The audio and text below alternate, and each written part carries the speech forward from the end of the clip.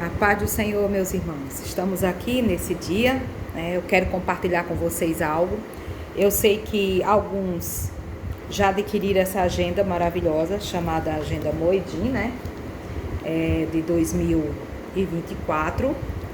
E eu gostaria muito de compartilhar com vocês algo que Deus deu para mim, né? Alguns compraram a agenda e não estão sabendo usar. Outros ainda não compraram e eu, com esse vídeo, também estou incentivando vocês a adquirir a sua agenda. Essa agenda é tremenda, ela é de acordo com o calendário do Eterno, né? Calendário do Senhor.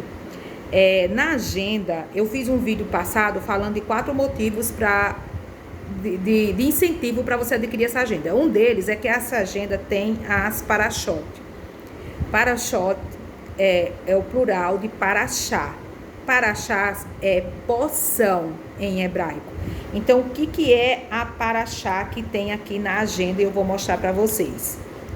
São porções da palavra de Deus. Tá vendo? Então, para cada sábado tem uma porção da palavra do Senhor, né? E tem tanto do Taná, que é a Bíblia hebraica, que nós chamamos de Velho Testamento, né? Taná é uma sigla, né? Que é Torá, que é a lei, os 5 primeiros livros, as instruções do Senhor, Neviim, que são os profetas, e Ketuvim, que são os escritos. Então, o povo de Israel, eles amam tanto a palavra de Deus, que é chamado povo do livro.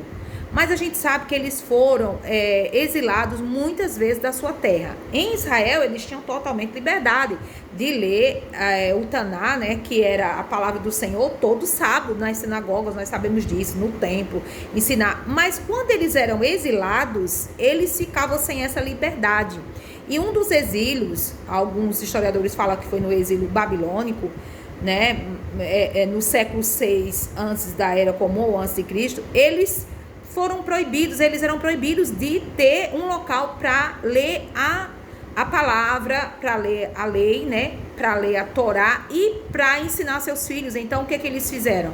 Eles dividiram a Torá em porções, dividiram a palavra do Eterno que eles tinham até aquele momento em porções, e cada família ficou responsável por decorar porções. Então, quando eles se reuniam, seja onde fosse, a porção estava no coração deles, estava na mente deles, e eles recitavam a porção. Quando eles eram proibidos de usar os seus escritos, né? Os pergaminhos, que eles até escondiam. Nós sabemos do achado lá do Mar Morto, né? Meus irmãos, de pergaminhos que foram escondidos por uma comunidade chamada de essênios, que esconderam os pergaminhos, porque quando eles fossem destruídos, e eles foram destruídos, eles sabiam que o Império Romano, que era na época que estava governando eles, ia destruir também os escritos, né, do Senhor, a lei do Senhor. Então, eles ficaram com esse costume. Quando eles retornam para a terra de Israel, a gente sabe que eles retornaram, né, do cativeiro babilônico, eles mantiveram esse costume maravilhoso de cada família. Então, os descendentes foram sendo responsáveis por ler aquela passagem. E é por isso que a gente entende esse processo quando Yeshua, Jesus, né, no livro de Lucas, diz que ele foi no sábado numa sinagoga em Nazaré, como de costume. Então, ele frequentava, sim, as sinagogas no Shabat, aonde ele estivesse. E diz aqui a palavra do Senhor em Lucas 4, no Evangelho de Lucas, capítulo 4, como de costume, ele foi na sinagoga e deram para ele o rolo para ele ler. Não diz que ele pediu para ler, deram para ele. Com certeza, a família de Yeshua era responsável por aquela porção, a família de Jesus. Então, ele foi lá cumprir, né, a sua parte, lendo a parte da Torá, e a gente sabe que ele leu do profeta Isaías, o capítulo 61, e ele se senta e todos têm os olhos fitos nele. Há outros historiadores falam que, além disso, ele se sentou na cadeira reservada para o Machia, cadeira de Moisés, por isso que todos tiveram os olhos fitos nele. E ele disse: hoje se cumpre essa palavra, né? Eu sou aquele que o Espírito do Senhor está sobre mim. E então, alguns começaram a escutar, mas depois que o Senhor começou a falar daqueles que não faziam parte de Israel, mas que estavam entendendo a vinda dele, como assim, ele usa até o exemplo do profeta Elias, né, na época da viúva de Sarepta, ficaram com muita raiva e levaram ele até para uma montanha para jogar ele de cima de um monte lá, mas não era a hora e ele sai do meio deles. Então, o que eu quero falar com vocês aqui é que esse costume de ter paraxá ou parachote, que é o plural, essas porções sendo lidas em todo o mundo judaico, né? Até Yeshua fazia parte disso. Imagina que maravilhoso. Então, essa agenda, como ela é inspirada no calendário bíblico, calendário de Deus, tem as parachote. Todo sábado, essa agenda tem as parachote. E do sábado passado, então é tremendo isso. Só que como os autores dessa agenda, eles acrescentam também, hoje em dia, a partes da Brit Hadashah, que é o nosso Novo Testamento, também nessa porção. Porque nós sabemos que tem um movimento chamado de judeus messiânicos, que eles creem em Yeshua, e nós estamos, né, inseridos em Israel através de Yeshua, então, de Jesus. Então, meus irmãos, é tremendo. Todo sábado tem. Então, o sábado agora passado, aí vocês vão, no início tem estudos para shot, que é o plural de porções. Então, aí tem aqui, toda semana, todo sábado, tá? E sábado passado, foi no livro de Êxodo, que é chamado Shemot. Aqui tem tanto o nome em português, como tem o nome em hebraico, né? Transliterado, como que se lê Êxodo em hebraico, é Shemot. E está no livro de Êxodo, capítulo dos 6 ao capítulo 9, Ezequiel, que no caso é os profetas, né? Que a Taná Torá, Neviim, Ketuvim. Neviim são os profetas. Então, tem os profetas aqui, que é Ezequiel, capítulos 28 e 29, e tem também uma parte da Brit Hadashah, que é o nosso Novo Testamento, que aqui no caso é o capítulo todo de Mateus 24. O Evangelho de Mateus, capítulo 24. Então, foi dia 13/1, né, que foi sábado passado. E geralmente tem uma palavra que é, tipo assim, a ideia principal dessa porção da palavra de Deus. E é a palavra vaerá, né, em hebraico, que significa apareci. Então, quando a gente lê, meus irmãos, a revelação é tremenda. Eu creio que como o Espírito do Senhor está dentro de nós, habitando, para cada um o Espírito Santo vai estar soprando o que ele quer soprar. E o que acontece? Essa palavra, né, apareci, e eu fui fazer minha leitura bíblica, né, semanal, no sábado agora. Irmãos, é tremendo, né? Na parte de Êxodo, o que aparece ali aquele momento onde Deus começa, ele aparece a Moisés se sente medíocre, né, na versão que eu leio, ele fala isso, o Senhor diz, não importa, eu escolhi você. E Deus envia até Arão. E Deus manda Moisés. E ele começa a julgar o Egito e as divindades do Egito, né, através do seu poder. Então a palavra é apareci, no momento de maior aflição do povo de Israel. E em Ezequiel, nos capítulos 28 e 29, o Senhor também aparece a Ezequiel. Ele levanta Ezequiel, chamado de filho do homem, num momento também de exílio, de cativeiro, e ele começa a falar o que ele fez com o Egito, e ele começa a usar a boca de Ezequiel para profetizar o que ele vai transformar o Egito. Porque o Egito por muito tempo foi uma grande nação, e o Senhor diz, eu vou diminuir, nunca mais ele dominará os povos. E não adianta Israel correr para o Egito, porque do Egito eu já tirei vocês. E ele diz que vai julgar até o Egito por eles achar que o Nilo é deles. E como assim? Eu estudo história, né, meus irmãos? Eu sei que tem até uma frase que dizia que o Egito é dádiva do Nilo. Quer dizer, o Nilo era adorado como um Deus, e o Senhor disse que vai julgar. E o que é que o Senhor faz? O Senhor encolhe o território do grande império egípcio. Se você comparar com o Egito na época que ele era império, na época que ele dominava o mundo, com o Egito hoje, país, você vai ver que o Senhor realmente encolheu. É um pequeno país sem expressão, né? Nunca mais vai dominar o mundo.